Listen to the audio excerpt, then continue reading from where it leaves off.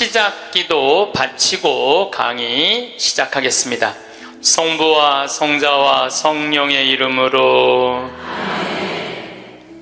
참새 2마리가 한 입에 팔리지 않느냐. 그러나 그 가운데 한 마리도 너희 아버지의 허락 없이는 땅에 떨어지지 않는다. 그분께서는 너희의 머리카락까지 다 세워두셨다. 그러니 두려워하지 마라. 너희는 수많은 참새보다 더 귀하다. 영광이 성부와 성자와 성령께. 성부와 성자와 성령의 이름으로. 참 예수님. 네, 반갑습니다.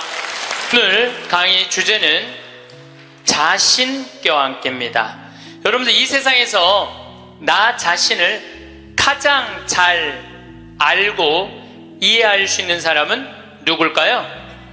그렇죠, 나예요. 나 자신을 남편이 이해할 것 같아요? 자식이 이해할 것 같아요? 네, 자신밖에 없어요. 또 내가 살아오면서 힘들게 고생한 거 아주 세세하게 알 수 있는 사람은 누구밖에 없을까요? 나밖에 없어요. 그런데 내가 고생하고 내가 마음고생하고 힘든 거 산 거 모르는 남편이 나한테 잘해주겠어요? 자식이 나한테 잘해주겠어요?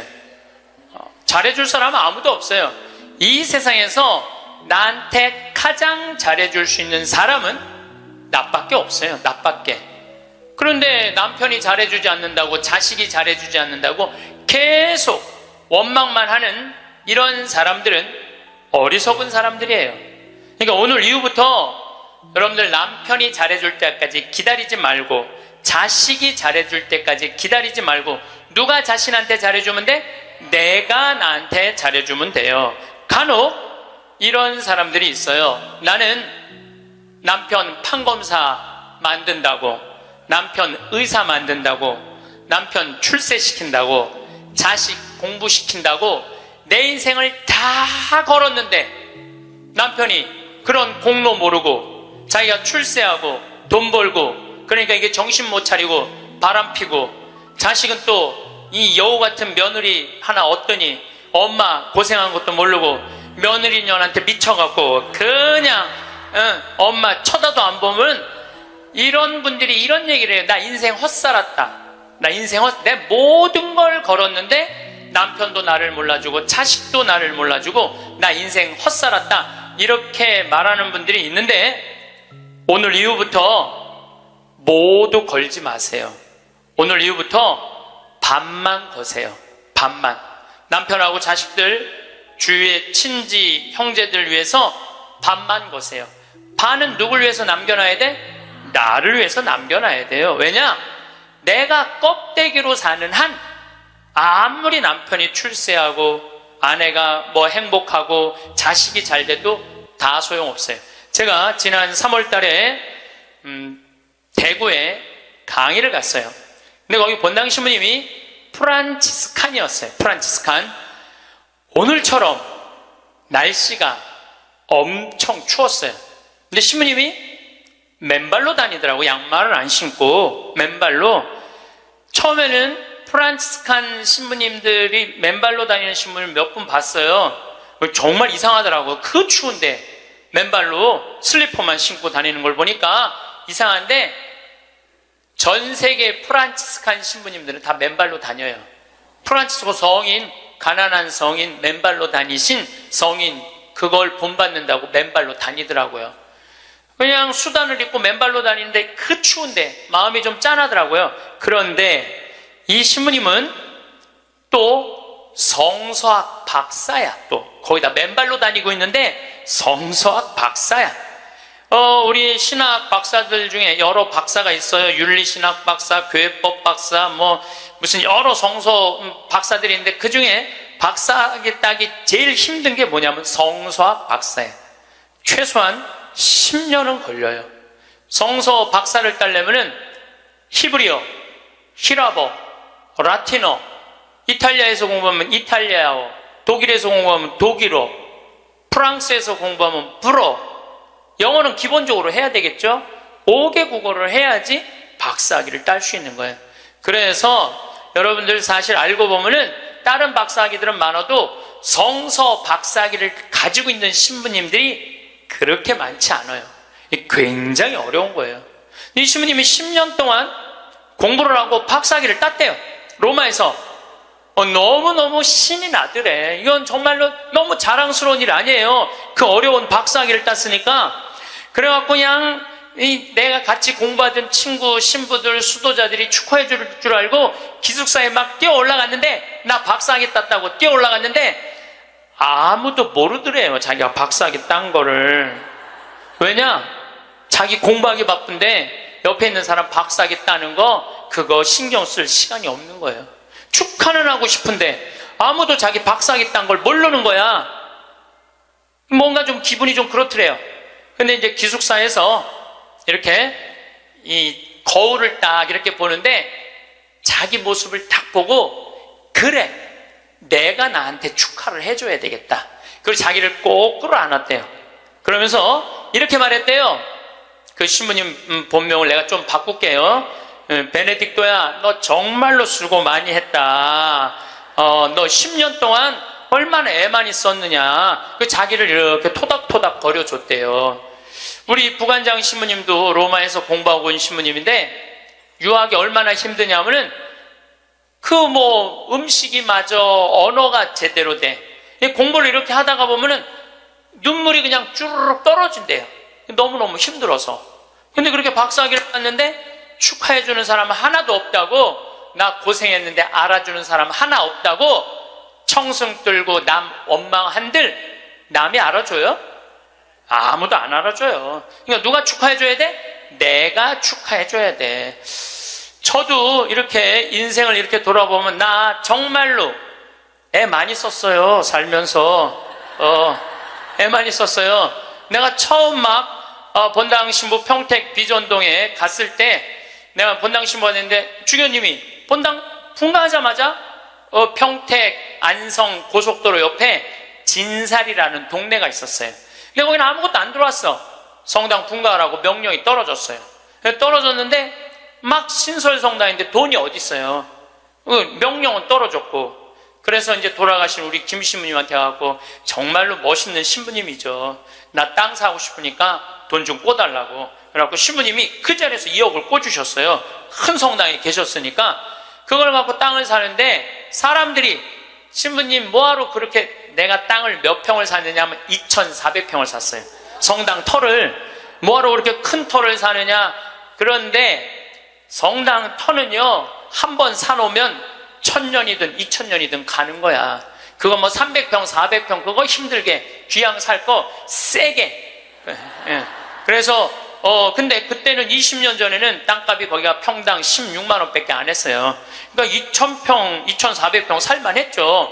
그래갖고 이제 정말로 다른 사람들 반대도 많은데 내가 주님의 교회 세운다고 그래갖고 이제 땅을 다 사놓고 땅값 다 정리했죠. 땅값 그런데 20년이 지난 지금 그 성당은 2400평이니까 공원이야, 공원. 성당이.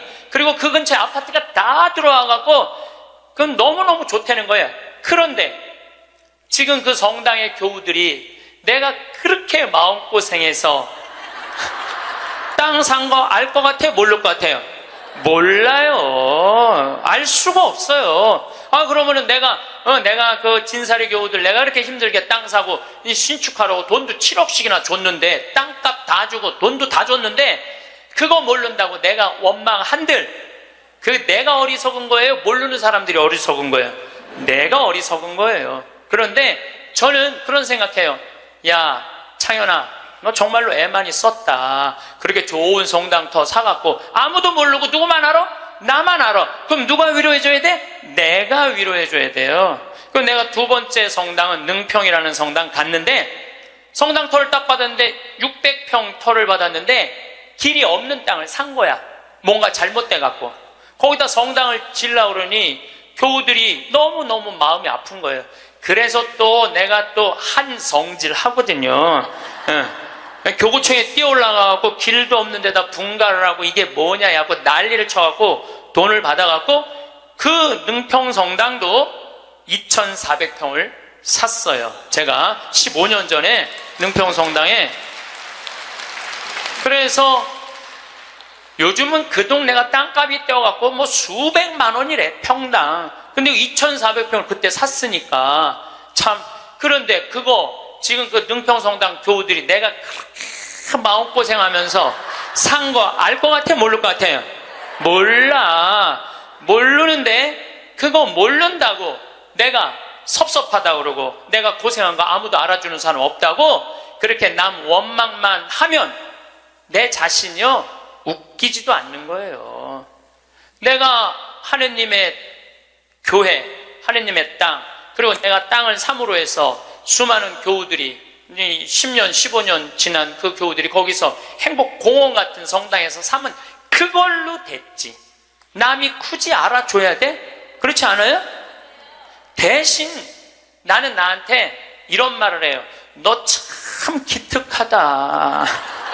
너 정말 기특하다. 또 제가 강원도 평창에 저는 수원교구 신부예요. 평창은 원주교구 소속이에요. 근데 거기다가 우리 교우들도 이제 좀 가서 쉴 수 있는 공간이 필요하다. 그래갖고 20년, 그것도 20년 전부터 제가 시작한 일이에요. 막 뛰어다니면서 여기다가 거기다 집 질라고 그럴 때 수많은 사람들이 반대했어요. 수많은 사람들이 누가 거기까지 가냐. 그 많은 돈을 들여서 왜 거기다 집을 줘놓으려고 그러느냐. 뭐 정말로 칭찬보다는 욕을 훨씬 많이 들었어요. 근데 지금은 올 연말까지도 피정이 끝나고 내년 10월 달까지 예약이 끝났대. 내년 10월 달까지. 그러니까 이 얘기 무슨 얘기냐 하면 교우들이 이제는 쉬고 싶은 거야. 쉬고 싶은데 그런 쉴 수 있는 공간이 필요하다는 거를 나는 아는 거고 내가 느낀 거야. 아무도 칭찬해주는 사람 없고 함께 해주는 사람 없어도 내가 열심히 해갖고 우리 교우들한테 휴식 공간을 제공해 줬어요. 제공해 줬으면은 그걸로 족한 거야. 남이 나를 알아주지 않아도 스스로 원망하지 않고 그걸 즐길 줄 아는 사람이 이 공자님이 그런 사람이 군자라고 그래요. 저는 뭐 군자까지는 아니더라도 여러분들도 마찬가지예요. 여러분들도 6.25 전쟁 끝나고 난 다음에 똥구녕이 찢어지도록 가난한 시절에 그 힘들게 살아가면서 월세 살면서 정말 돈 아껴갖고 전세로 가고 지금 이렇게 살기 좋은 아파트에 살면서 그 자식들 조금 편안하고 안락하고 쾌적한 데서 좀 살게 해주려고 평생을 애를 썼는데 자식들이 아무도 몰라줘.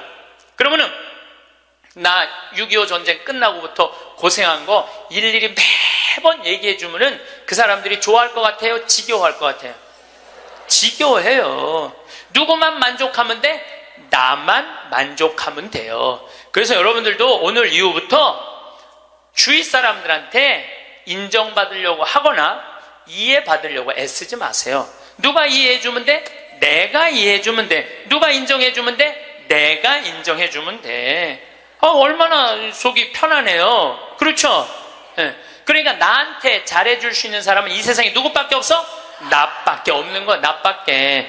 그런데 30살서부터 60살까지 30년 동안 여러분들이 시집 와서 밥하고 빨래하고 청소하고 애 낳고 애 키우는 가사 노동비를 계산하면 한 달에 얼마치 일을 하시느냐 하면은 350만 원어치 일을 하는 거래요. 그럼 30년 동안 여러분들 시집 와갖고 그렇게 일을 했으면 여러분들 남편하고 자식들한테 여러분들은 얼마를 청구할 수 있느냐 하면 10억 5천만 원을 청구할 수 있는 거. 10억 5천만 원어치 일했으니까 내놓으라고. 그러니까 여러분들은 지금 결혼생활 30년 하신 분들은 적어도 10억 원어치 일을 하신 분들이야. 수원에서 아주 재미난 일이 있었어요. 무슨 일이 있었느냐 하면 한 성당에서 한 상임위원이 교우들을 꼬신 거야. 어떻게 꼬셨느냐면 나한테 돈을 맡기면은 15% 이자를 주겠다고. 그래서 한 성당에서 교우들이 1억도 갖다 맡기고 5천만 원도 갖다 맡기고 그런 거예요. 근데 여러분들, 요즘 법정이자가 1.25%예요. 법정이자가 1.25%인데 15%를 준다는 거는 이건 사기야. 100% 사기라고 보시면 돼요. 5% 이자 준다고 그래도 사기야. 10% 이자 준다고 그래도 사기야. 15% 준다는 건 이건 생각할 것도 없이 사기예요. 그런데 1억을 은행에다 맡기면 한 달에 얼마를 받느냐면 10만 4천 원을 받아요. 여러분들이 지금 1억을 은행에다 맡기잖아요. 그럼 한 달에 10만 4천 원을 받을 수 있어요. 근데 이 사람 전례 분과장이래. 성당에 전례 분과장한테 맡기면은 한 달에 얼마를 받을 수 있느냐면은 125만 원을 받을 수 있는 거야. 그러니까 눈이 뒤집혀져요, 안 뒤집혀져요? 판단력이 사라져요, 안 사라져요? 1억 가지고 한 달에 10만 원 받는 게 나아, 한 달에 120만 원 받는 게 나아. 그래서 이 전례 분과장한테 홀딱 다 맡긴 거야. 근데 요즘 경제 성장이 1%, 2% 그러는데 무슨 재주로 15% 이자를 줘요? 이 사람 결국은 지금 감옥에 갔어요. 300억은 다 날라갔고. 그러면 이 사람들은 5천만 원, 1억 맡긴 사람들 돈 이거 다 날라간 거예요. 써보지도 못하고 날라간 거야. 뭐 이자 한두 번 받아 먹었겠지. 한두 번 해먹으려면은 좀 꼬셔야 될 거 아니야. 그러니까 야 진짜 15% 나오더라. 한 3달, 4달 되면서 딱 끝나고 나니까 딱 먹고 끝난 거예요.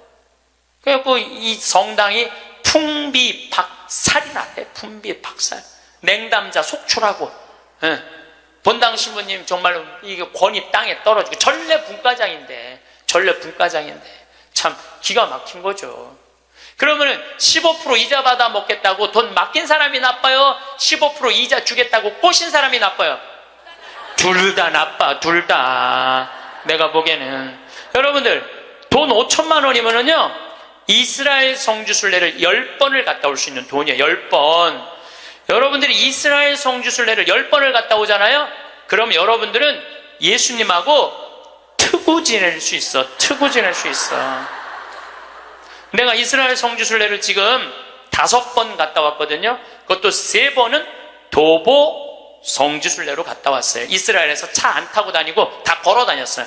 나자렛에서부터 가나까지 걷는 거예요. 한 20km 돼. 그러니까 성모님, 예수님하고 성모님 가나 혼인잔치 갈 때 성모님 나귀에 태우고 예수님 걸어서 어머니 모시고 그 아마 가까운 친척 됐겠죠. 가갖고 하고 그 다 걸은 거야. 또 가나에서부터 갈릴리아까지 한 40km 돼. 그것도 다 걸었어. 이게 걸어보니까요 성서 말씀이 거의 튀어나와 나한테. 너무너무 좋더라고요. 5번 걸어보니까 예수님하고 나는 지금 어떤 상태냐면 거의 틀라고 그래 지금. 거의 틀라고 그래. 예수님하고 거의 틀라고 그래. 근데 성서 강의라면서 병 고치는 얘기를 하는데 나는 치유의 은사가 없다. 고민을 했어요. 기도를 했어요. 하느님 뭔가 좀 치유를 하고 싶은데 이게 손에서 뭐가 나와야지 이게 치유를 해줄 거 아니냐. 그랬더니 하느님이 하시는 말씀이 꼭 네 손으로 해야 되느냐. 네 손으로. 의사 손 빌리면 안 되느냐. 그래갖고 내가 가톨릭 의료원에 연락했어요.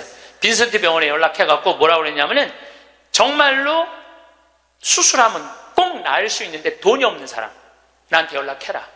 그래갖고 강의 끝나고 난 다음에 강의로 기분 좋으면은 강사로 다 내라. 한 600명 들어오는 데니까 한 600만 원 모아지겠지. 그리고 만약에 모자라면 내 인쇄 있잖아. 책 파는 거, CD 파는 거. 그게 어마어마하거든요. 그거 뭐 할 거야? 내가 마누라가 있어, 자식이 있어. 그거 해갖고 12명을 선정을 해서 지금 찾고 있어요. 그런데 내가 어린애 아이를 찾아달라고 그러니까 그 병원에서 그러는 거야. 신부님, 이제 우리나라가 시스템이 잘 돼 있어갖고 돈 없는데 심장병 어린애들은 다 고쳐준대요. 재단이 많아서. 그러니까 애들은 신부님이 안 고쳐줘도 된대. 야, 우리나라 좋은 나라야 보니까. 그러면은 일반인들도 웬만한 제도에 걸리면은 다 고쳐줄 수 있대요. 근데 누가 잘 어려우냐면 외국인 노동자들. 그 사각지대에 있는 사람들, 그런 사람들이 정말로 수술하면 나을 수 있는 사람들인데 돈이 없어서 못하는 사람이 되는 거. 골라라. 아니, 여러분들 꼭 치유를 안수기도로 해갖고 꼭 고쳐줘야 돼? 이게 날지 안 날지도 모르는데 이걸 눌러갖고 이게 차라리 의사 손 빌려갖고 확실하게 고쳐주는 게 낫지 않아요? 예, 그렇죠? 예.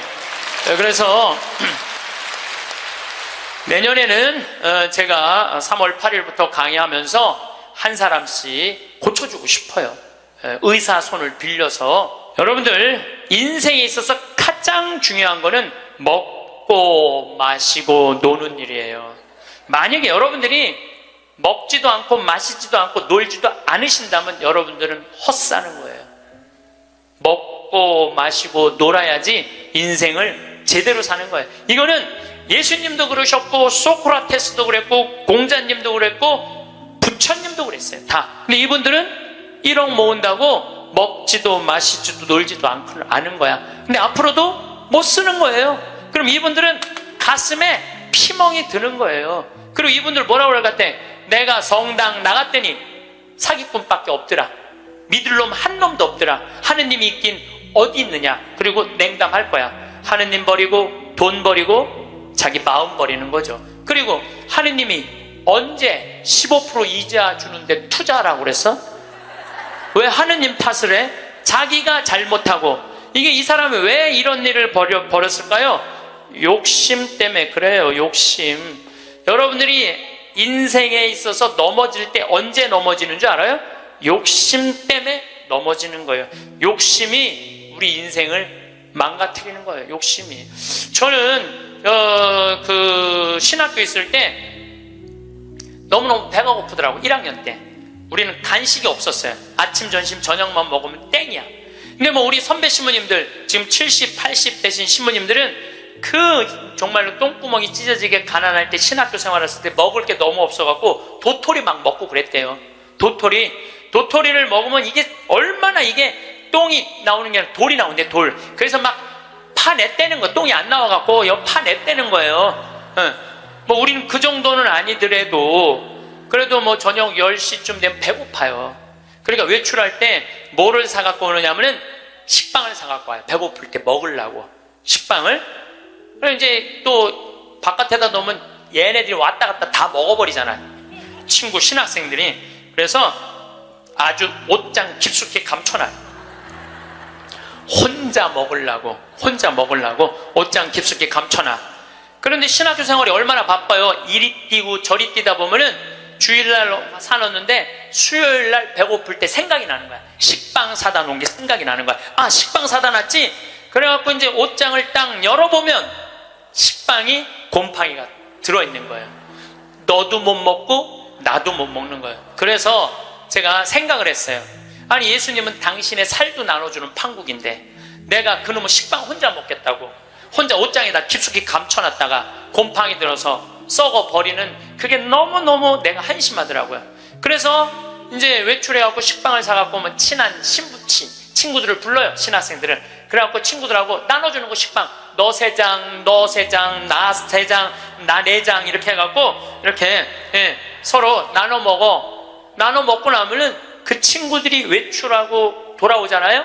외출하고 돌아오면은 자기네들이 먹을 거 사면 딱 불러요. 나한테 식빵 얻어먹은 애들은. 그래갖고 또 나눠 먹어. 그래서 신학교 내내 정말로 풍요롭게 살았어요. 넉넉하게, 행복하게.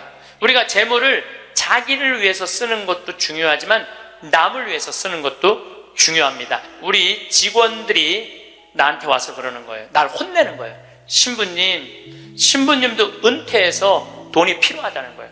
신부님도 은퇴해서 돈이 필요하다는 거예요. 아니, 지금이야 신부님 강사료도 많고 인세도 많고 찾아오는 사람도 많고 용돈도 많이 주지만 신부님 은퇴하면 생각하는 사람 아무도 없다는 거야. 찾아오는 사람도 없고 불러주는 데도 없으면 신부님 늙어서 뭐 맛있는 것도 먹고 여행도 다니고 싶은데 돈 없으면 어떻게 하려고 이 돈을 다 써버리느냐고 날 막 혼내더라고. 직원들이 돈 쓰지 말라고. 나중에 평창 은퇴하고 나면 거기서 돈 많이 행복하게 살려면은 저는요, 만약에 내가 은퇴했는데 주머니에 돈이 한 푼도 없잖아요.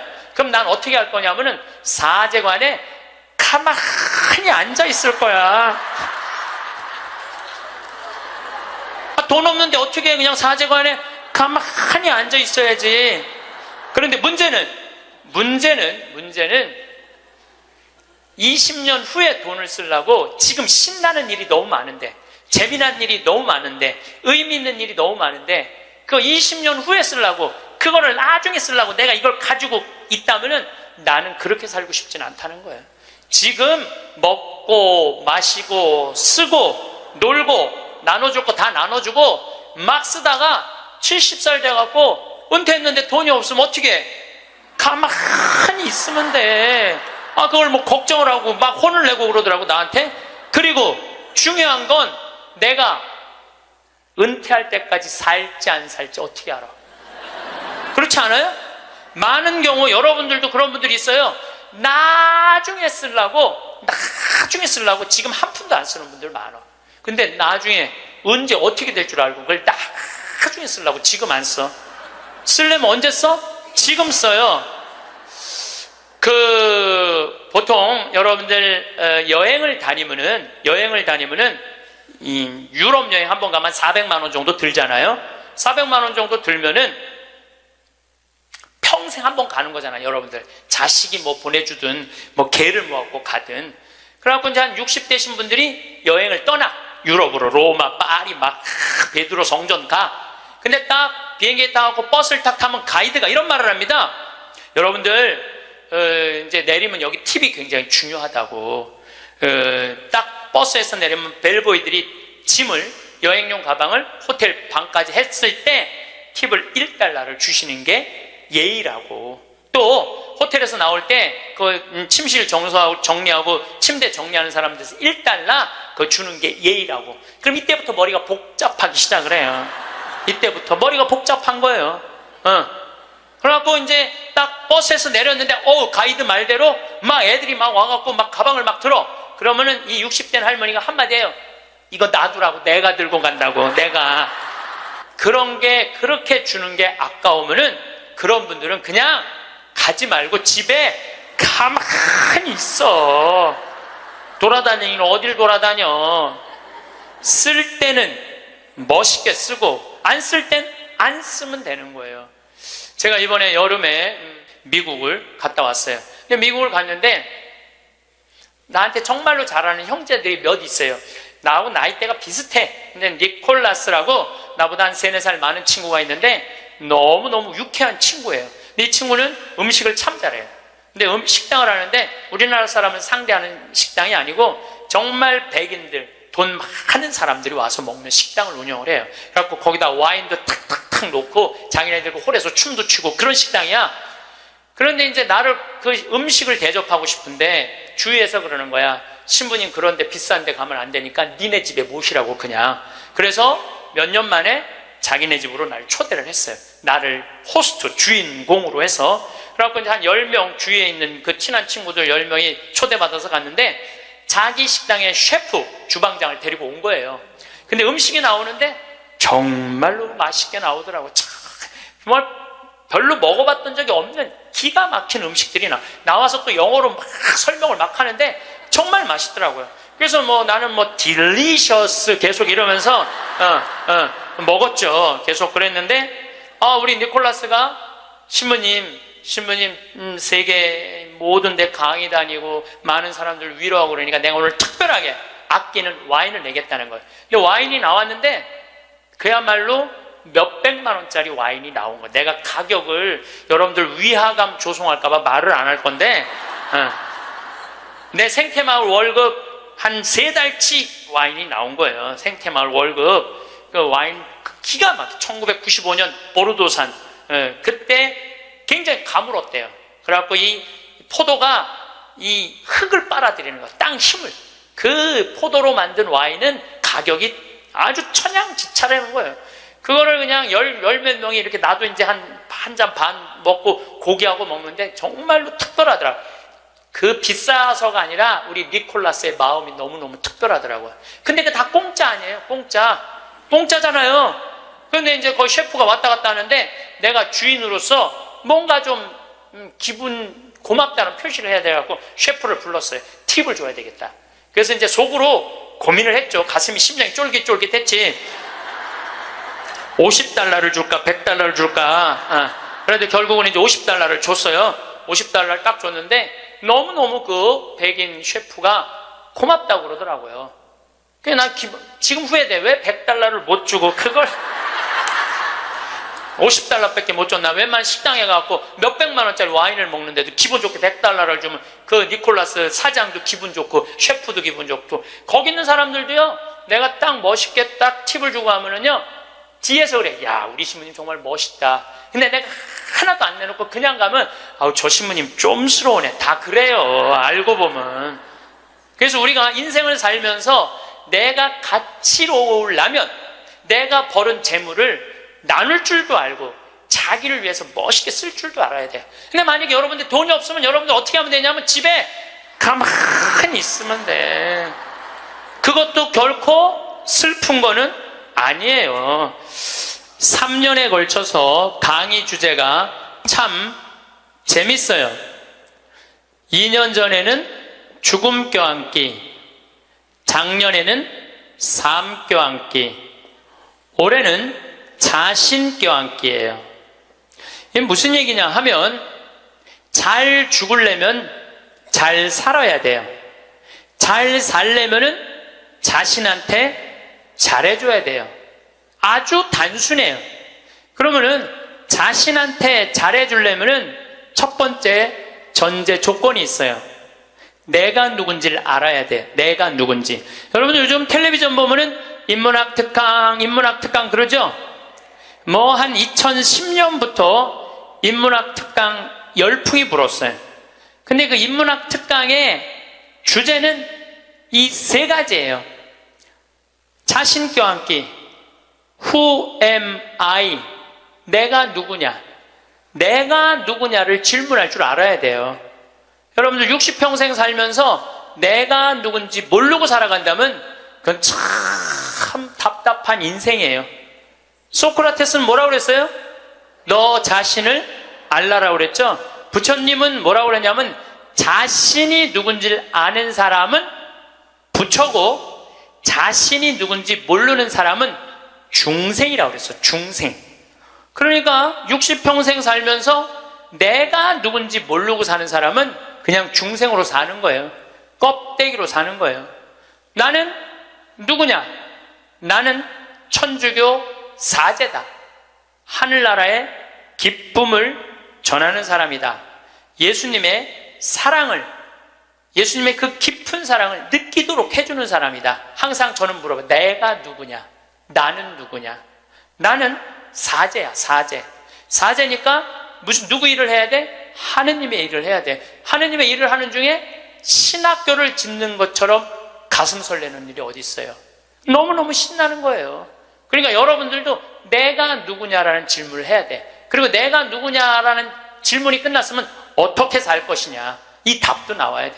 그리고 중요한 거는 어떻게 죽을 것이냐, 이게 중요해요. 여러분들, 내가 어떻게 죽을 것, 죽는 것도 시나리오가 필요하다니까요. 죽는 것도 내가 어떻게 어떤 과정으로 죽을 것이다, 시나리오가 필요해요. 그런데 한국 사람들은 참 죽는 거를 싫어해요.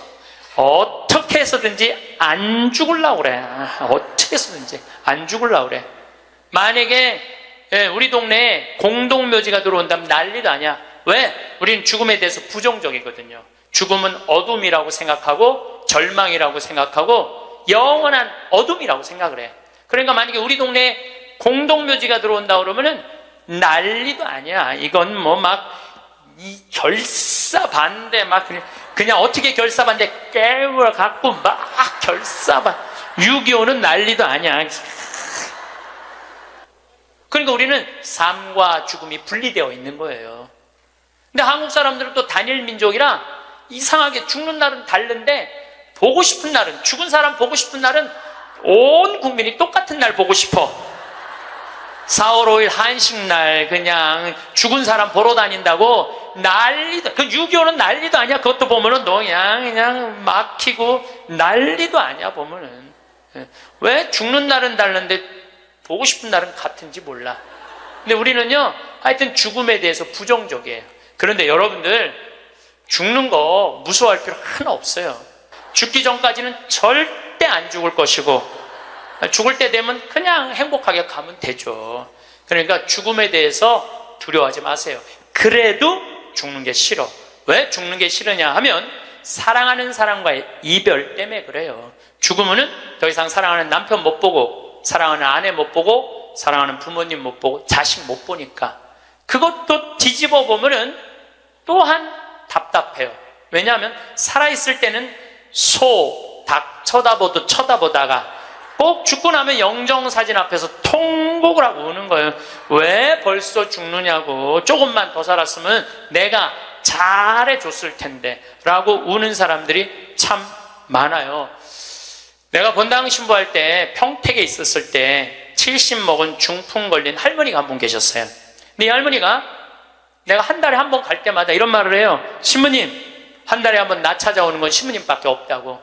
아들이 하나 있는데 10년째 한 번도 안 찾아왔다는 거예요. 10년째. 네 할머니가 돌아가셨어요. 조상집에 갔는데 그 영정사진 앞에서 통곡을 하고 우는 자식이 하나 있더라고요. 10년째 한 번도 안 온 자식. 뭐라고 우느냐면은, 어머니 왜 기다려주지 않고 벌써 돌아가셨느냐고. 조금만 더 기다렸으면 내가 돈 벌어서 어머니 효도할 텐데 왜 내 마음을 몰라주고 왜 기다려주지 않고 벌써 돌아가셨느냐고. 나는 어떻게 하라고 이렇게 돌아가시느냐고 울며 불며 통곡을 하더라고요. 저는 그렇게 우는 자식을 이렇게 바라보면서 속으로 이런 생각이 들었어요. 너는 10년 후에 엄마가 80에 죽어도 똑같이 말할 자식이야. 10년 후에 똑같이 말할 자식이에요. 10년 후에 엄마가 80에 돌아가도 어머니 왜 기다려주지 않고 벌써 돌아가셨느냐고. 조금만 더 살았으면 내가 돈 벌어서 효도할 텐데 라고 말할 자식이에요. 혹시 여러분들 자식들 가운데 지금 손자 손녀 키운다고 먹고 살기 힘든다고 여러분들 찾아오지 않아? 그런 자식들이 이렇게 말해. 어머니 조금만 기다리세요. 내가 조금만 이 어려운 일 끝나고 나면 어머니 잘 모실 테니까 조금만 기다리세요 라고 말하는 자식이 나중에 정말로 효도할 거라고 믿고 있다면 어린 밤 푸너치도 없는 기대를 하고 있는 거예요. 지금 효도하지 않는 자식은 나중에도 효도하지 않아요. 그러니까 잘해주려면 언제 잘해줘? 지금 잘해줘요. 혹시 여러분들 남편들 가운데 술 좋아하는 남편이 있어. 근데 술 먹고 결국은 술 때문에 죽었어. 그러면은 그 남편 앞에서 이렇게 우는 자매들이 있어요. 이렇게 죽을 줄 알았으면 그 좋아하는 술이라도 한번 마음 놓고 먹게 할 걸. 이렇게 말하는 자매 있어요. 아니, 내 손 붙잡고 얘기하는 자매가 몇 있었어요. 신부님, 이렇게 죽을 줄 알았으면 그렇게 구박 안 하고 술이라도 마음껏 먹게 할 걸. 너무 후회된다고. 죽고 나서 후회하지 마시고 살아있을 때 잘해주세요. 어차피 먹는 술인데 마음 편안하게 한번 먹게 해주면 어디 매일 그렇게 해주라는 게 아니야. 한 번쯤 그렇게 해주라는 거야. 홍어 삭힌 거 주문하고, 목삼겹살 삶고, 묵은지 해갖고, 소주 5병 딱 해갖고, 여보 오늘은 내가 집에서 낼게. 바깥에서 눈치 보고 그걸 그렇게 마시지 마. 그런데 남편이 세상을 떠났잖아요. 그럼 여러분들이 이렇게 말할 수 있어요.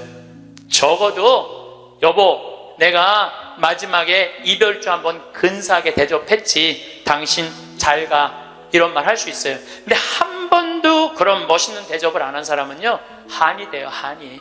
그러니까 잘해주려면 언제 잘해줘? 지금 잘해주세요. 혹시 여러분들도 인생을 살면서 여러분들한테 잘해준 사람들이 있을 거야. 그렇죠?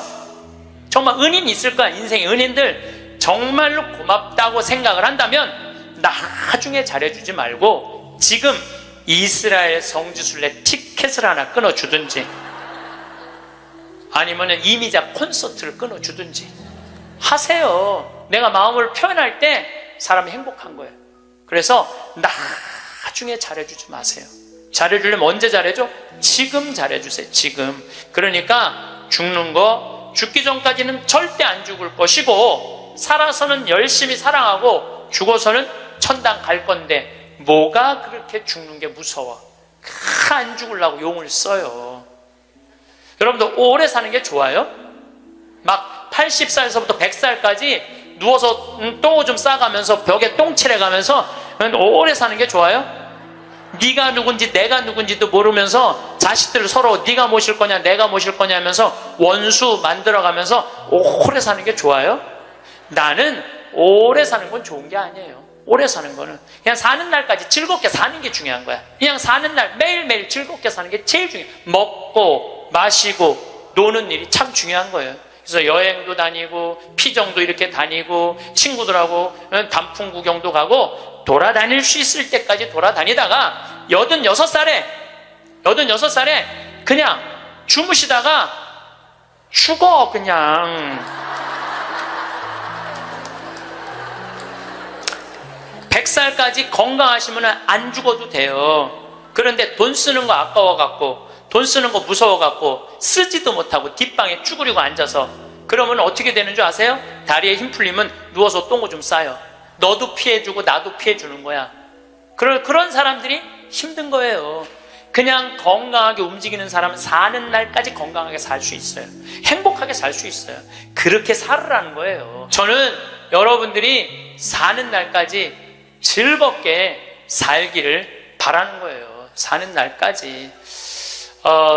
저는 6년 전에 위암 수술을 했어요. 위를 3분의 2를 잘라냈어요.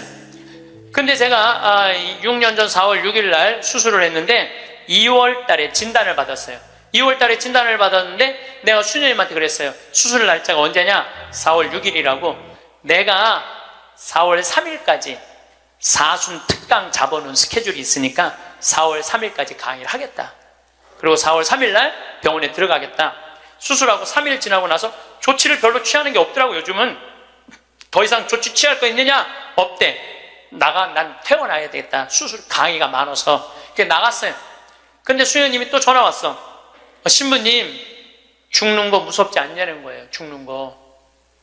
난들 왜 죽는 게 안 무서웠겠어. 이렇게 멀쩡하게 강의하고 저녁에 사제관에 가갖고는 누워서 죽으면 어떻게 하나 고민했죠. 근데 내가 46 인생을 돌아보니까 50개 나라를 다녔어요. 하고 싶은 대로 다 하고 산 거예요.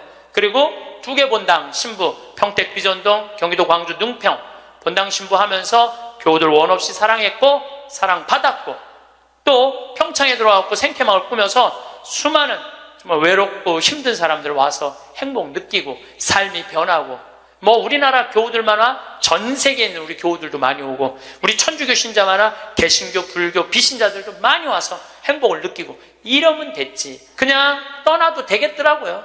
딱 마음에 하나 걸리는 게 있었어요. 부모님 앞서가는 거. 불효 중에 최고의 불효는 뭐예요? 부모님 앞서는 거예요. 나는 우리 어머니 아버지가 너무 오래 살아. 죽고 싶어도 부모 때문에 못 죽어. 죽고 싶어도 부모 때문에 못 죽어요. 그래서 전 수술할 때까지 집에 안 알렸어요. 1달 반 동안 안 알려서. 뭐 좋다고 알려. 수술할 때도 교구청의 관리국장, 우리 지금은 이제 천진함에 가셨지만 관리국장님한테 연락하고 사인하라고 그랬어요. 뭐 집 떠났는데 뭐 부모가 와서 사인을 해. 나이가 어려? 뭐가 어려? 그래갖고 교구청에서 사인하고 수술하고, 수술 끝나고 내 얘기 다른 사람한테 들을까봐 그때 말씀드렸어요. 부모님 외에는 언제든지 떠날 수 있어요. 여러분들도 떠날 준비를 하셔야 돼요. 그래서 여러분들, 제가 요즘 이 강의 때문에 자료를 좀 보니까 참 중요한 얘기예요. 여러분들 자식들하고 나 의식이 없으면은 어떻게 하라고 얘기해 줘야 돼요. 이따가 죽었어. 그러면 어떤 자식은 수술을 해야 된다, 어떤 자식은 그냥 놔두자, 이러면서 자기네들끼리 또 싸워. 그래서 아까 말씀드렸듯이 죽음에는 시나리오가 필요해요. 내가 어떤 과정으로 죽어갈 것이냐. 그래서 여러분들 죽음의 문제만 해결되면요, 사는 문제도 그렇게 어렵지 않습니다. 제가 마지막 아름다운 노년을 위해라는 글을 마침 기도로 바치겠습니다. 성부와 성자와 성령의 이름으로. 우리는 살아오다 어느 날 문득 노년을 보내고 있는 자신을 발견하게 된다. 머리카락은 희끗희끗 반백이 되어 있고 생각과 말과 몸은 마음같이 움직이지 않고, 자신보다 훨씬 커버린 자녀들은 사회인이 되었고, 영원히 함께 있을 것 같았던 그들이었건만 이내 하나둘 우리들의 품을 떠나가며 어느새 결혼을 하여 아빠 엄마가 되어 있다. 100년을 함께 살자고 맹세했던 부부는 오랜 세월을 살아오면서 어쩔 수 없이 늙어가는 서로를 바라보며 노년을 보낸다. 가족을 너무 의지하지 마라. 그렇다고 가족의 중요성을 무시하라는 것은 아니다. 움직일 수 있는 한 나 아닌 다른 사람을 의지하는 건 절대 금물이다. 자신의 노년은 그 어느 누구도 대신해 주지 않는다. 당신이 진정으로 후회 없는 노년을 보내려거든 자신의 것을 스스로 개발하고 스스로 챙겨라. 그리고 반드시 한두 가지의 취미 생활을 가져라. 산이 좋으면 산에 올라 세상을 한번 호령해보고, 물이 좋으면 강가에 앉아 낚시를 해라. 운동이 좋으면 어느 운동이든 땀이 나도록 하고, 책을 좋아하면 열심히 책을 읽고 글을 써라. 자식들에게 너무 기대하지 마라. 자식에게서 받은 상처나 배신감은 쉽게 치유가 되지 않기 때문이다. 부모를 만족시켜주는 자식은 그렇게 많지 않다. 기대가 큰 자식일수록 부모의 마음을 아프게 한다.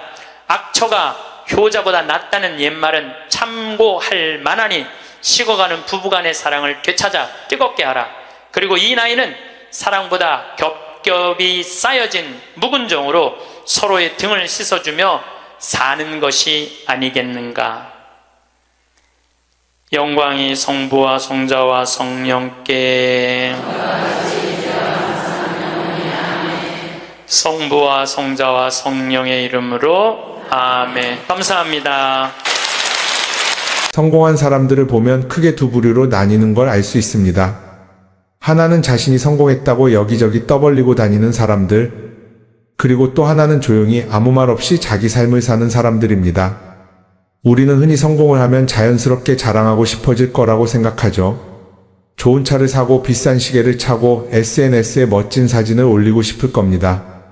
왜냐하면 그렇게 하면 남들이 나를 더 인정해 줄 거라고 믿으니까요. 하지만 현실은 그렇지 않습니다. 오히려 진짜 성공한 사람들은 그렇게 행동하지 않습니다. 왜냐하면 보여줄 필요가 없기 때문입니다. 돈이 많다고 높은 자리에 있다고 유명하다고 해서 굳이 그걸 드러낼 필요는 없습니다. 그걸 아는 사람들은 이미 알고 있고 모르는 사람들은 알 필요가 없죠. 그런데도 굳이나 성공했다고 떠드는 사람들이 있습니다. 그런 사람들은 왜 그럴까요? 간단합니다. 그 사람들은 사실 그렇게까지 성공한 게 아니기 때문입니다. 우리는 종종 SNS에서 성공한 사람들을 봅니다. 해외여행을 가고 고급 레스토랑에서 밥을 먹고 멋진 차를 타고 다니는 모습? 그런데 가만히 보면 그런 걸 보여주는 사람들은 언제나 뭔가를 팔고 있습니다. 강의를 팔든 자기 브랜드를 홍보하든 아니면 단순히 자기 자존감을 유지하려고 하든 간에 결국 목적이 있는 거죠. 진짜 부자들은 그렇게 하지 않습니다. 오히려 조용히 아무도 모르게 자기 일을 합니다. 왜냐하면 자랑해서 얻을 게 없기 때문입니다. 오히려 괜히 잘난 척했다가 사람들에게 이용당하거나 시기와 질투를 받거나 쓸데없는 오해를 사는 게 더 피곤합니다. 이건 단순한 돈 이야기가 아닙니다. 사회적인 성공을 이룬 사람들도 마찬가지입니다. 진짜 실력 있는 사람들은 자기 실력을 굳이 떠벌리지 않습니다. 왜냐하면 그럴 필요가 없으니까요. 자기 분야에서 최고라면 사람들이 먼저 알아서 찾아옵니다. 반대로 실력이 부족한 사람일수록 자기를 포장하려고 애씁니다. 우리가 흔히 듣는 말이 있죠. 빈수레가 요란하다. 이 말이 괜히 있는 게 아닙니다. 정말 내실이 있는 사람들은 굳이 시끄럽게 굴지 않습니다. 반대로 겉만 번지르르한 사람들은 자기가 얼마나 대단한지 떠들고 다닙니다. 이걸 좀 더 현실적인 예로 들어볼까요? 동창회에 나가면 꼭 이런 사람이 있습니다. 옛날에는 별거 아니었는데 갑자기 잘 됐다고 나타나서 자기가 얼마나 성공했는지 자랑하는 사람. 처음에는 다들 와 대단하다 하고 들어주지만 시간이 지나면 어떨까요? 대부분 속으로 이렇게 생각할 겁니다. 저 사람 뭐 저렇게까지 티를 내? We were in love that never meant to stay. Some things are real even when they fade.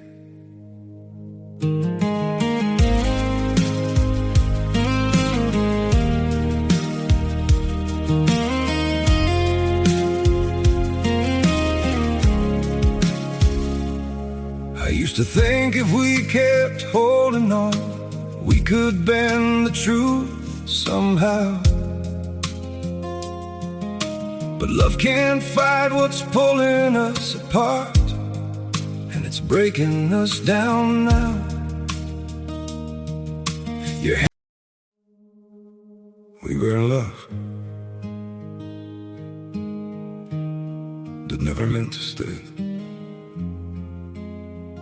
Some things are real, even when they fade.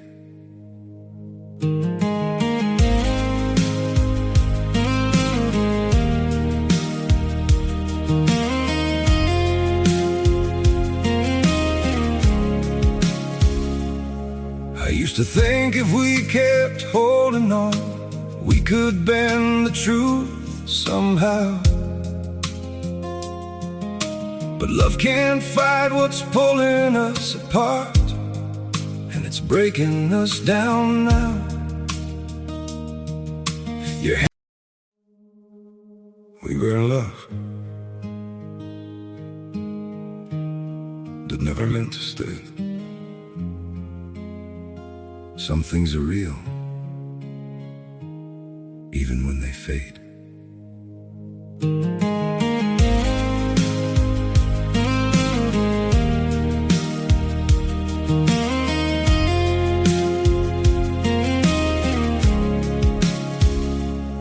I used to think if we kept holding on, we could bend the truth somehow.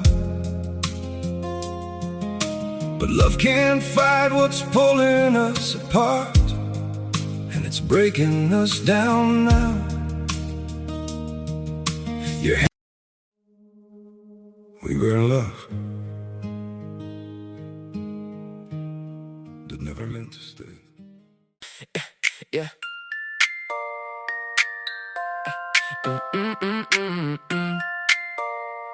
Yeah. You left your name on my screen, like a bruise in a white t-shirt.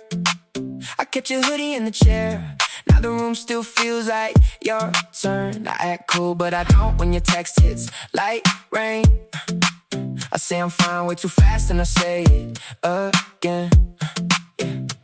Say you meant it, if you meant it. Don't keep me hanging on a wire. I was good till you call my bluff. Now I'm all lit up inside. Call me back, call me back. Don't leave me in the dark. Call me back, call me back. You still know who you are. If you want me, say it now. Say it loud, say it loud. Call me back before I burn it down. Call me back. I saw your friends at the store. They said you've been acting brand new, but your old laugh still leaks out when the night gets too true.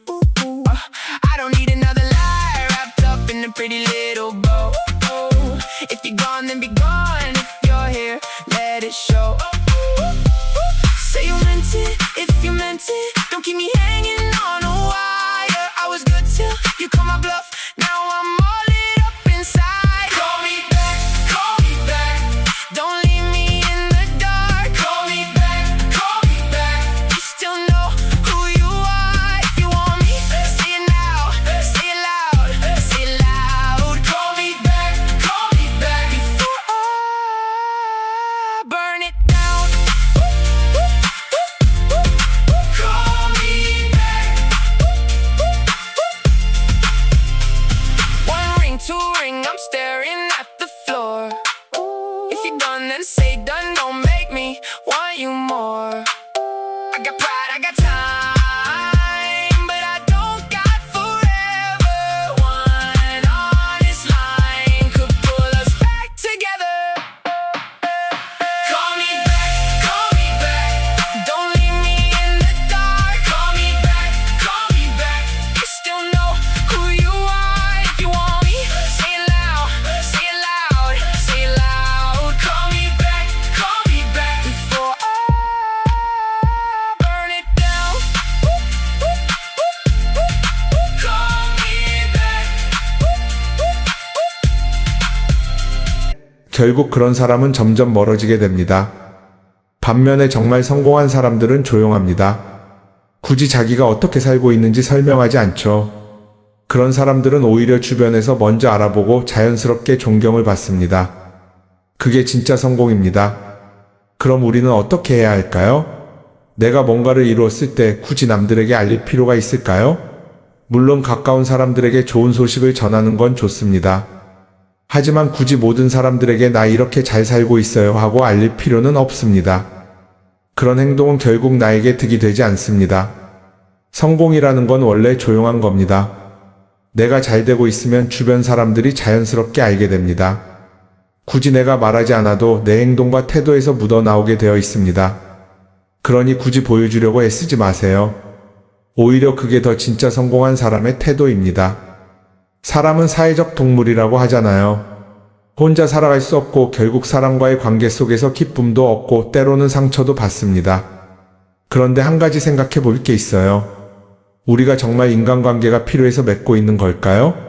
아니면 그냥 그래야 한다고 배워서 어쩔 수 없이 유지하고 있는 걸까요? 어릴 땐 친구 많으면 좋다고 하죠.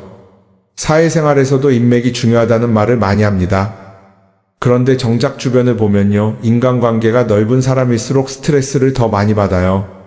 전화벨이 울릴 때마다 이번엔 또 무슨 부탁일까 싶고, 단체 채팅방에서 메시지가 올 때마다 이걸 또 어떻게 대답해야 하나 고민하죠. 관계가 많아질수록 책임과 피로도 함께 늘어나는 겁니다. 어떤 사람들은 인간관계를 줄이면 외롭지 않겠냐고 해요. 그런데 가만히 생각해보면 진짜 외로움을 느끼는 순간이 언제인지 아세요? 오히려 불필요한 인간관계 속에 있을 때입니다. 같이 밥을 먹고 얘기를 나누는데도 뭔가 허전하고 대화가 컥 돌고 속마음을 나누지도 못할 때, 그럴 때 우리가 더 외롭다고 느끼죠. 그렇다고 당장 인간관계를 다 끊어버릴 순 없겠죠. 하지만 적어도 내가 정말 소중하게 여겨야 할 관계와 그냥 관성적으로 유지하는 관계는 구분할 필요가 있습니다. 예를 들어 매번 나한테 부탁만 하고 정작 내가 어려울 땐 연락 한 번 없는 사람. 내가 실수하면 뒷담화를 하면서 내 앞에서는 웃는 사람. 이런 관계를 굳이 계속 이어갈 이유가 있을까요? 가끔은 이런 경험도 있을 거예요. 우연히 어떤 사람과 친해졌는데 만난 지 얼마 되지도 않았는데 너무 많은 걸 털어놓는 사람들 있죠. 자기 속사정부터 가족 문제, 직장 고민까지 쏟아내는 사람들. 이런 경우 두 가지의 가능성이 큽니다. 하나는 그냥 감정적으로 의존할 사람이 필요해서일 수도 있고, 또 하나는 내가 믿을 만한 사람인지 떠보는 걸 수도 있어요. 어떤 경우든 이런 관계는 오래가기 어렵습니다. 사실 친밀함이라는 건 시간이 필요한 법이에요. 적당한 거리를 두고 천천히 서로를 알아가야 하는데 초반부터 급격하게 가까워진 관계는 쉽게 무너지는 경우가 많습니다. 처음엔 친하다고 생각했는데 어느 순간 사소한 일로 틀어지고 결국 남보다 못한 사이가 되는 거죠. 그러면 인간관계를 어떻게 해야 할까요? 답은 간단합니다. 억지로 맺지 말고 굳이 유지하려고도 하지 않는 거예요. 내가 편한 관계라면 자연스럽게 이어질 것이고, 그렇지 않다면 서서히 멀어질 겁니다. 그리고 그걸 억지로 붙잡지 않아도 괜찮습니다. 관계를 유지하는데 에너지를 쓰기보다는 정말 소중한 관계에 집중하는 게 더 낫지 않을까요? 어떤 사람은 내가 인간관계를 줄이면 나중에 나 혼자 남는 거 아니냐 걱정하기도 해요. 그런데 생각해보면요, 진짜 나를 위하는 사람은 많지 않아요. 인간관계를 줄인다고 해서 완전히 혼자가 되는 게 아닙니다. 오히려 불필요한 관계를 정리하고 나면 남아있는 관계들이 더 단단해지고 가치 있게 느껴질 겁니다. 예전엔 인맥이 자산이라는 말을 많이 했어요. 그런데 요즘은 꼭 그렇지도 않죠. 오히려 불필요한 인간관계가 많으면 그게 짐이 될 수도 있어요. 적당한 거리, 적당한 선. 이걸 잘 지키는 게 결국엔 가장 편한 인간관계를 유지하는 방법 아닐까요? 한번 곰곰이 생각해 보세요. 지금 내 주변에 있는 사람들 중에서 내가 정말 편하게 만날 수 있는 사람이 몇 명이나 되는지, 내가 억지로 맞춰주고 있는 관계는 없는지.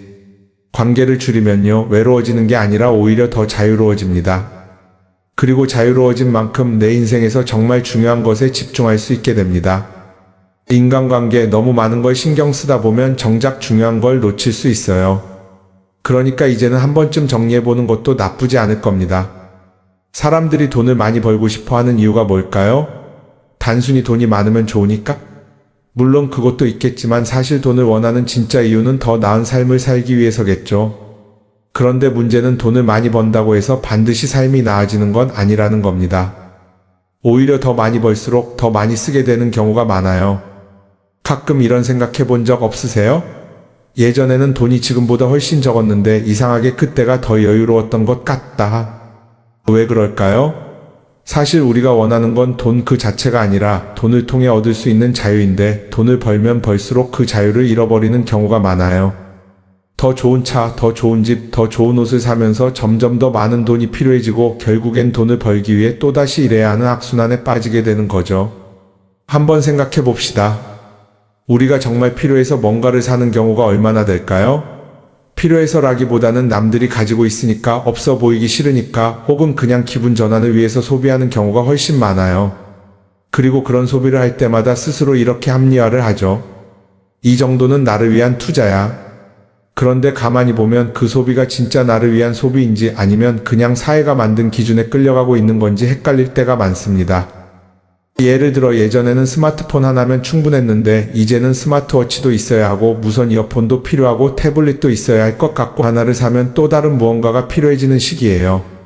사실 이건 우리가 그렇게 만들어진 겁니다. 광고도 그렇고 SNS도 그렇고 자꾸 우리에게 이렇게 말하죠. 이걸 사야 더 행복해질 수 있어요. 그런데 정작 그걸 사고 나면 어때요? 처음 며칠은 좋죠. 그런데 시간이 지나면 또 다른 걸 사고 싶어져요. 왜냐하면 물건이 우리를 오래 행복하게 만들어주지는 않거든요. 특히 요즘은 SNS가 이런 소비 심리를 더 부추기는 것 같아요. 예전에는 친구들끼리 만나서 나 새로 샀어 하고 자랑하는 게 전부였는데 이제는 SNS에 올리면서 전 세계 사람들에게 보여주잖아요. 그러다 보니까 남들도 다 뭔가를 사서 올리고 나도 따라해야 할 것 같은 기분이 드는 거예요. 그런데 중요한 건 그 사람들도 사실은 나와 똑같은 기분이라는 겁니다. 내가 남을 부러워하는 만큼 나도 누군가에게 부러움을 사려고 애쓰고 있는 거죠. 결국 끝없는 비교와 소비 속에서 진짜 중요한 걸 놓치게 되는 겁니다. 한번 이렇게 생각해보면 어떨까요? 만약 내가 지금부터 딱 1년 동안 불필요한 소비를 하지 않는다면 내 삶이 어떻게 변할까? 아마 처음에는 답답할 수도 있어요. 사고 싶었던 걸 참아야 하니까. 그런데 그걸 몇 번 참고 나면 어느 순간 깨닫게 될 겁니다. 내가 굳이 이걸 안 사도 괜찮네? 그렇게 불필요한 소비가 줄어들면 자연스럽게 돈이 쌓이겠죠. 그런데 돈이 쌓이는 것보다 더 중요한 게 있어요. 바로 마음의 여유가 생긴다는 겁니다. 돈을 쓰지 않는다고 해서 불행해지는 게 아니라 오히려 소비로부터 자유로워지면서 진짜 행복을 찾을 수 있어요. 물론 이걸 실천하는 게 쉽지는 않겠죠. 우리 주변에는 소비를 부추기는 것들이 너무 많으니까요. 하지만 적어도 이런 건 해볼 수 있습니다. 뭔가를 사고 싶을 때 한 번만 스스로에게 물어보는 거예요. 이게 정말 나한테 필요한 걸까? 아니면 그냥 순간적인 욕심일까? 만약 그 질문을 던졌을 때 5초 안에 당연히 필요하지 라는 답이 나오지 않는다면 사실 그건 없어도 되는 물건일 가능성이 큽니다. 정말 필요한 건 고민할 필요도 없이 바로 떠오르거든요. 그러니까 이제는 한 번쯤 생각해 봐야 할 것 같아요. 나는 지금 내가 원하는 삶을 살고 있는 걸까? 아니면 남들이 만든 기준에 맞추기 위해 내 시간을 팔고 있는 걸까? 소비를 줄인다는 건 단순히 돈을 아끼는 게 아닙니다. 그건 결국 내 삶의 선택권을 되찾는 일이거든요. 돈을 많이 버는 것도 중요하지만 더 중요한 건 그 돈을 어떻게 쓰느냐입니다. 그리고 때로는 아무것도 사지 않는 게 최고의 선택일 수도 있어요. 우리는 요즘 SNS 없이 사는 게 거의 불가능한 시대에 살고 있죠. 아침에 눈 뜨자마자 휴대폰을 확인하고 출근길에도 SNS를 보고 잠들기 전까지도 계속 들여다봅니다. 그러면서 남들이 어떻게 사는지 보고 나도 모르게 비교하게 되고 때로는 초조해지기도 하죠. SNS에 올라오는 사진들 한번 보세요. 맛집에서 멋진 음식을 먹고 해외여행을 다니고 좋은 옷을 입고 성공한 삶을 사는 사람들. 그런데 가만히 보면 이 사람들이 정말 행복해서 저런 사진을 올리는 걸까요? 아니면 그냥 행복해 보이고 싶은 걸까요? 실제로 SNS에 가장 많이 올라오는 사진이 뭔지 아세요? 남들이 부러워할 만한 순간들입니다. 집에서 편하게 쉬고 있는 모습이나 출근길에 지친 얼굴, 어제 먹다 남은 배달 음식 사진 같은 건 잘 안 올리죠. 대신 멋진 레스토랑, 명품 가방, 고급 호텔 같은 것들이 올라옵니다. 왜 그럴까요? 결국 SNS는 보여주기 위한 공간이기 때문입니다. 여기서 중요한 게 있어요. 우리가 SNS에서 보는 건 그 사람의 삶 전체가 아니라 편집된 일부 장면이라는 겁니다. SNS는 마치 한 편의 다큐멘터리나 영화처럼 잘 꾸며진 장면들만 보여줍니다. 그런데도 우리는 그걸 보면서 아, 저 사람은 나보다 더 행복하구나 하고 착각하죠. 예를 들어 SNS에서 한 친구가 해외여행을 가서 아름다운 풍경을 찍어 올렸다고 해볼게요. 우리는 그걸 보면서 부럽다, 나도 저렇게 살고 싶다라고 생각하겠죠. 그런데 정작 그 친구는 사진을 찍고 나서도 일 때문에 스트레스를 받고 있을 수도 있고 여행 비용을 감당하느라 카드가 걱정을 하고 있을 수도 있습니다. 그 부분은 우리는 알 수가 없죠. 그런데 문제는 이렇게 남들과 비교하는 습관이 쌓이면 결국 내 삶이 초라하게 느껴진다는 겁니다. 원래는 그냥 조용히 살아도 괜찮았는데 SNS를 보고 나면 나만 뒤처지는 것 같고 뭔가를 더 해야 할 것 같고 괜히 불안해지죠. SNS는 기본적으로 사람들의 비교 심리를 자극합니다. 남들이 가진 걸 나도 갖고 싶게 만들고 남들이 하는 걸 나도 해야 할 것 같은 기분이 들게 만들죠. 그러다 보니 필요하지도 않은 걸 사게 되고 무리해서라도 화려한 곳에 가게 되고 남들에게 보여주기 위해 사는 삶을 살게 됩니다. 그럼 어떻게 해야 할까요? 사실 정답은 간단합니다. SNS에서 보이는 것들을 곧이곧대로 믿지 않는 것입니다. 그리고 더 중요한 건 남과 비교하는 걸 멈추는 것이에요. 어떤 사람이 비싼 차를 타고 다닌다고 해서 그 사람이 꼭 행복한 건 아닙니다. 좋은 차를 타고 다니지만 밤마다 사업 걱정에 잠 못 이루는 사람도 많아요. 반대로 대중교통을 이용하지만 마음 편하게 사는 사람도 있죠. 결국 행복은 보이는 것이 아니라 느끼는 것입니다. SNS를 덜 보면 덜 불행해진다는 연구 결과도 있어요. 하루 종일 남의 삶을 보면서 비교하는 시간을 줄이면 내 삶에 집중할 수 있는 시간이 많아지는 겁니다. SNS를 완전히 끊을 필요는 없지만 최소한 그 안에 있는 것들이 전부 진짜라고 생각하지 않는 태도는 필요합니다. 우리는 누구나 자신만의 속도로 살아가고 있어요. 남들은 남들대로 사는 거고 나는 나대로 살면 됩니다. SNS에서 남들의 화려한 모습을 볼 때마다 한 번쯤 이렇게 생각해 보세요. 이건 그 사람이 보여주고 싶은 삶일 뿐이다. 그러면 조금은 편해질 겁니다. 사람들은 다들 자기 인생을 살아간다고 생각하죠. 그런데 가만 보면 정말 자기 인생을 사는 사람이 얼마나 될까요? 많은 사람들이 사실은 남이 만들어 놓은 기준에 맞춰서 살고 있어요. 좋은 대학, 좋은 직장, 좋은 차, 좋은 집. 다들 이런 걸 목표로 삼지만 정작 내가 원하는 삶이 뭔지 깊이 생각해 본 적이 없는 경우가 많아요. 이건 어릴 때부터 교육받아온 방식과도 관련이 있어요. 우리는 어릴 때부터 이렇게 살아야 한다는 틀 안에서 자라죠. 공부 열심히 해서 좋은 성적을 받아야 하고 좋은 직장을 가져야 하고 결혼도 적당한 때에 해야 하고 마치 인생이 정해진 수순이라도 있는 것처럼요. 그러다 보니 나 스스로 정말 원하는 걸 고민하기보다는 그냥 남들이 정해놓은 목표를 따라가게 돼요. 그런데 이렇게 남의 기준에 맞춰서 살다 보면 어느 순간 공허함을 느끼게 됩니다. 이게 정말 내가 원했던 삶인가? 하는 의문이 들 때가 오죠. 어릴 땐 성적이 목표였고 사회에 나와서는 연봉이 목표였고 결혼하고 나서는 아이 교육이 목표였는데 그 목표를 이루고 나면 허무한 거예요. 계속 뭔가를 이루긴 했는데 정작 나는 어디에 있는지 모르겠는 거죠. 진짜 중요한 건 내가 원하는 게 뭔지를 아는 것이에요. 그런데 이게 쉽지 않죠. 오랫동안 남의 기준대로 살아왔기 때문에 막상 내가 정말 원하는 게 뭐지? 하고 물어보면 선뜻 대답하기 어려운 경우가 많아요. 하지만 이 질문을 하지 않으면 우리는 평생 남이 정한 기준 속에서 살게 됩니다. 그럼 어떻게 해야 할까요? 첫 번째로 필요한 건 내가 왜 이런 생각을 하게 됐는지 스스로 점검하는 거예요. 예를 들어 내가 비싼 차를 사고 싶다고 생각한다면 그게 정말 내 필요 때문인지 아니면 남들에게 잘 보이기 위해서인지 한번 따져봐야 해요. 만약 남들이 나를 어떻게 볼까 하는 게 더 중요하다면 그건 내 기준이 아니라 사회가 만들어 놓은 기준일 가능성이 큽니다. 두 번째는 다른 사람의 의견에 휘둘리지 않는 연습을 하는 거예요. 우리는 살아가면서 끊임없이 남들의 평가를 받죠. 그 나이에 그런 걸 시작한다고? 지금 그게 가능하겠어? 이런 말들이 우리를 흔들어 놓습니다. 그런데 그런 말에 신경 쓰다 보면 결국 아무것도 하지 못하게 돼요. 중요한 건 남들이 뭐라고 하든 내가 결정하는 거예요. 물론 남의 조언을 들을 수도 있고 참고할 수도 있죠. 하지만 최종 결정은 항상 내 몫이어야 합니다. 내가 결정하고 내가 책임지는 거. 그렇게 해야 내 삶을 온전히 내 것으로 만들 수 있어요. 세 번째는 내가 한 선택에 책임지는 자세를 가지는 거예요. 많은 사람들이 무언가를 선택하고 나서도 후회하죠. 괜히 이걸 했나? 이 선택이 잘못된 건 아닐까?